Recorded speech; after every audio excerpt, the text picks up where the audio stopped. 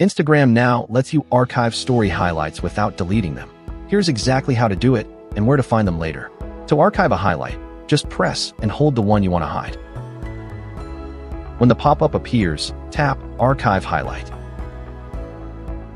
That's it. Open the highlight, tap the three dots labeled More, scroll to the bottom, and choose Archive Highlight. Either method works.